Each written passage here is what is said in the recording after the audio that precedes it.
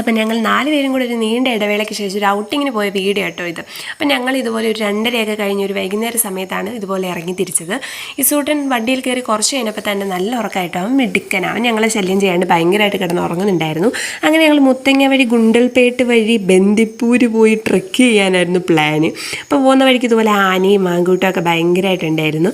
മുത്തങ്ങയിലൊരു common കാഴ്ചയാണിത്. എങ്കിലും ആന കാണുമ്പോഴത്തേക്ക് ഇന്നിലെ കുട്ടി അങ്ങ് ഉണരും. എന്നിട്ട് ഇതുപോലെ കൊച്ചിനെ മയക്കി കിടത്തിയിട്ട് ഫാബി എൻജോയും കൂടെ പുറകിലിരുന്ന് ഭയങ്കരമായിട്ട് ചില്ല് ചെയ്യുന്നുണ്ടായിരുന്നു. എനിക്കങ്ങോട്ട് സഹിച്ചില്ല. ഇക്കു 2 മാസത്തെ ഇടവേളയ്ക്ക് ശേഷം UK നിന്ന് വന്നതായിരുന്നു. UK എന്ന് പറയുമ്പോൾ യുണൈറ്റഡ് കരുനാഗപ്പള്ളി. അയ്യോ ആ ചിരി കണ്ടോ.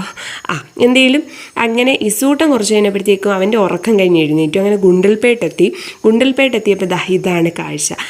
ചെണ്ടുമല്ലിയും ജമന്തിപ്പൂവൊക്കെ ആയിട്ട് നല്ല ഭംഗിയാട്ടോ. ഞങ്ങളുടെ ട്രക്കിങ്ങിൻ്റെ ടൈം 4 മണിയായിരുന്നു. അതുകൊണ്ട് അധികം ടൈം വേസ്റ്റ് ചെയ്യാതെ വണ്ടിയിലിരുന്ന് ഇങ്ങനെ ഭംഗിയൊക്കെ ഒന്ന് ആസ്വദിച്ചിട്ട് ഞങ്ങൾ പിന്നീട് പെട്ടെന്ന് തിരിച്ചു.